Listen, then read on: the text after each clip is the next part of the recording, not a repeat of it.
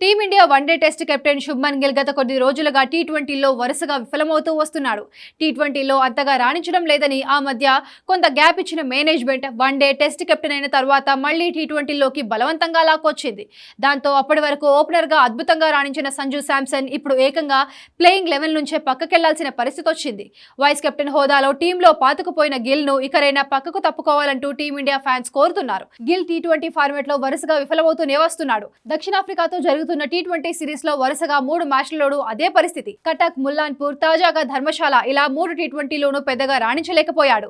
కటక్ లో 4 పరుగులకు అవుట్ అయిన గిల్ ముల్లాన్పూర్ లో గోల్డెన్ డకౌట్ అయ్యాడు. ధర్మశాలలో అయితే పరుగులు తీయడానికి చాలా ఇబ్బందులు పడుతూ 28 బంతుల్లో 28 పరుగులు చేసి అవుట్ అయ్యాడు. గిల్ తో పాటు క్రీజులోకి దిగిన మరో ఓపెనర్ అభిషేక్ శర్మ మాత్రం బౌండరీలు బాదుతుంటే గిల్ డాట్ బాల్స్ కే పరిమితమయ్యాడు. అభిషేక్ 18 బంతుల్లో 3 ఫోర్లు 3 సిక్సర్లతో 35 పరుగులు చేసి అవుట్ అయ్యాడు. గిల్ 28 బంతుల్లో 5 ఫోర్లతో 28 పరుగులు చేశాడు.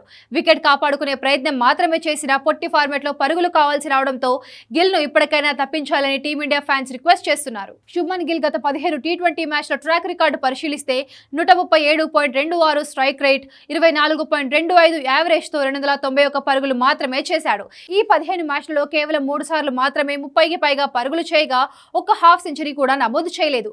దక్షిణాఫ్రికా సిరీస్ లో మొదటి 3 మ్యాచ్లలో బెంచ్ కే పరిమితమైన సంజు శాంసన్ కు అవకాశం ఇవ్వాలనే వాదన వినిపిస్తోంది. గిల్ ఫామ్ లో లేనప్పుడు ఓపెనర్ గా సక్సెస్ అయిన సంజుని జట్టులోకి తీసుకురావాలని అభిమానులు కోరుతున్నారు.